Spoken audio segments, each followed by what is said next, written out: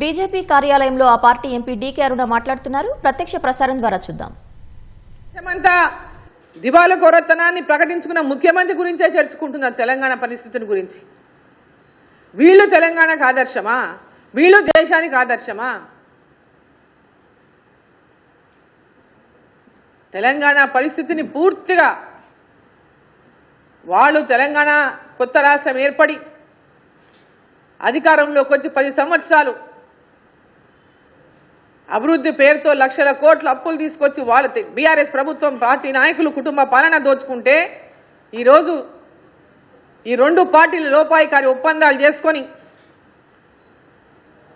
ఉంటే మీరన్నా ఉండాలి, ఉంటే మేమన్నా ఉండాలి, భారతీయ జనతా పార్టీ మాత్రం రాకూడదంటటువంటి విధంగా అండర్స్టాండింగ్స్ పెట్టుకొని తెలంగాణ ప్రజల్ని అన్ని అబద్ధం మాటలు చెప్పి అనేక అబద్ధపు హామీలు ఇచ్చి మోసం చేసి అధికారంలోకి వచ్చినటువంటి కాంగ్రెస్ పార్టీ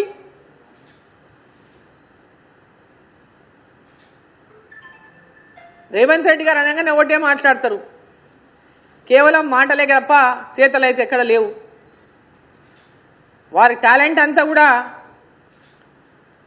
ఈ రాష్ట్ర ప్రజలకు తెలుసు. వారికి ఉన్నటువంటి టాలెంట్ దేంట్లో ఉందనే విషయం.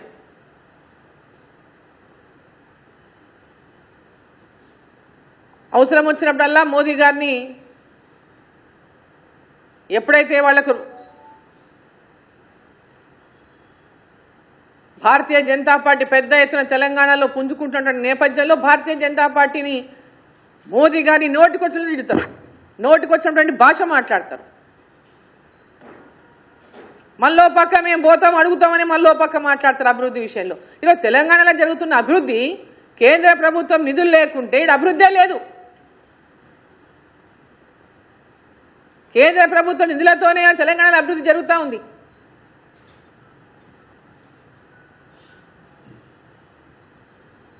ఒక పక్క మెచ్చుకుంటారు, ఒక పక్క తిడతారు. తెలంగాణకి ఏమి ఇస్తలేదు, కేంద్ర ప్రభుత్వం తెలంగాణకి ఏమి ఇస్తలేదు అని ఒక దుష్ప్రచారాన్ని ఒక పక్క చేస్తారు. మళ్ళీ ఒక పక్కనేమో ఢిల్లీకి పోయి మాకు ఈ ఫండ్స్ కావాలి, ఆ ఫండ్స్ కావాలి, ఈ పథకాలు కావాలి, ఆ పథకాలు కావాలని ఒక పక్క రిప్రజెంటేషన్లు ఇస్తారు. ఈరోజు రోడ్లు కానీ, రైల్వే మార్గాలు కానీ, గ్రామీణ ప్రాంతాల అభివృద్ధి కానీ, మున్సిపాలిటీల అభివృద్ధి కానీ, తాగునీటి పరిస్థితుల అభివృద్ధి కానీ ఇలా చెప్పుకుంటూ పోతే ప్రతి ఒక్క అభివృద్ధి కార్యక్రమం కేంద్ర ప్రభుత్వ నిధులతోనే జరుగుతూ ఉంది. నరేంద్ర మోదీ గారి ప్రభుత్వం, ఎన్డీఏ ప్రభుత్వం నేతృత్వంలో ఆనాటి కొత్త రాష్ట్రం ఏర్పడిన తెలంగాణ రాష్ట్రంలో బీఆర్ఎస్ పార్టీ వెళ్ళినప్పుడు కానీ, ఈనాడు కాంగ్రెస్ ప్రభుత్వం పరిపాలిస్తున్నప్పుడు కానీ కేంద్ర ప్రభుత్వం నిష్పక్షపాతంగా ఈ కొత్త రాష్ట్రానికి ప్రజల యొక్క అభివృద్ధి కాంక్షించి ప్రతి గ్రామం అభివృద్ధి చెందాలనే లక్ష్యంతో ఈ ప్రాంతానికి తెలంగాణ రాష్ట్రానికి నిధులు ఇస్తుంటే భారతీయ జనతా పార్టీని ఎదుర్కొనే శక్తి లేక ఈరోజు ప్రజల లోపల పూర్తి విశ్వాసాన్ని కోల్పోయినటువంటి కాంగ్రెస్ పార్టీ ప్రజలలో ఎక్కడ పోయినా, ఏ గ్రామానికి వెళ్ళినా అరే ఇంత తొందరగా ప్రజల లోపల ఫెయిల్ అయినటువంటి ప్రభుత్వం ఎప్పుడు చూడలేనటువంటి మాటలు మనం వింటాం. దాన్ని జీర్ణించుకోలేక కాంగ్రెస్ పార్టీ తెలంగాణలో మేం ప్రత్యామ్నాయమని భావించేటటువంటి బీఆర్ఎస్ పార్టీ 2 కూడా లోపల లోపాయికారి ఒప్పందాలతోన తెలంగాణలో భారతీయ జనతా పార్టీ పెద్ద ఎత్తున బలం పుంజుకుంటా ఉంది. గ్రామ గ్రామాన ఇంటింటికి భారతీయ జనతా పార్టీ చేరుకుంటా ఉందని జీర్ణించుకోలేనటువంటి 2 పార్టీలు కలిసి ఆడుతున్నటువంటి నాటకాలు తెలంగాణ ప్రజలందరూ కూడా గమనిస్తా ఉన్నారని చెప్పి సందర్భంగా నేను తెలియజేస్తా ఉన్నా. ఆపరేషన్ సింధూర్ సందర్భంగా కూడా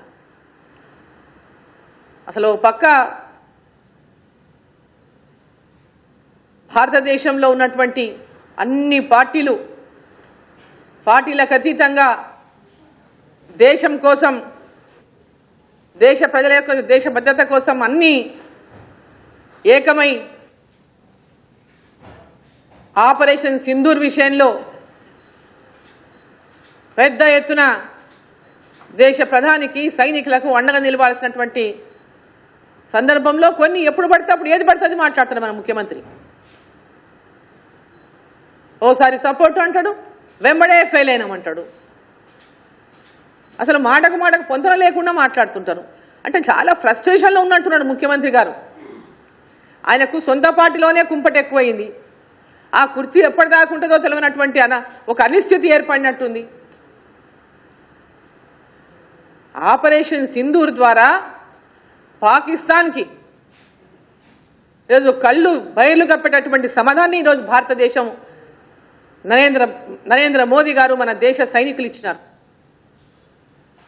మళ్ళా మన మీద దాడి చేయాలంటే ఆలోచించుకునేటటువంటి పరిస్థితిని రోజు మన ప్రధాని నరేంద్ర మోదీ గారు సైనికులు కల్పించినారు.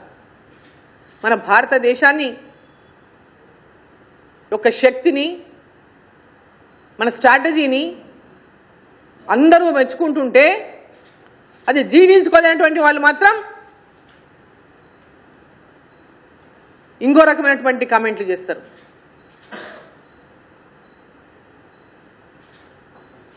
ఆపరేషన్ సింధూర్ ఈరోజు భారతీయ ప్రజలందరిలో కూడా ఒక విశ్వాసాన్ని నింపింది. ఉగ్రవాదులు మన మీద దాడి చేయాలంటే మళ్ళీ వాళ్ళు మిగులుతారా అనేటటువంటి ఆలోచన చేసుకునే పరిస్థితిని కల్పించింది. ఈరోజు చర్చలంటూ జరగాలంటే కేవలం ఉగ్రవాదాన్ని అంతం చేసే విషయంలోనే చర్చలు జరగాలని ప్రధానమంత్రి మాట్లాడినటువంటి విషయాన్ని ఒకసారి వీళ్ళు గుర్తు పెట్టుకోవాలని తెలియజేస్తా ఉన్నా.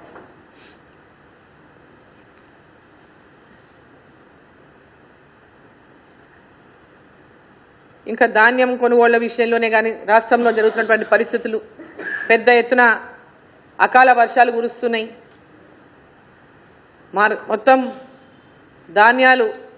ధాన్యం అంతా కూడా ధాన్యం సేకరణ కేంద్రాల్లో తడిసి ముద్దయిపోతున్నటువంటి పరిస్థితి.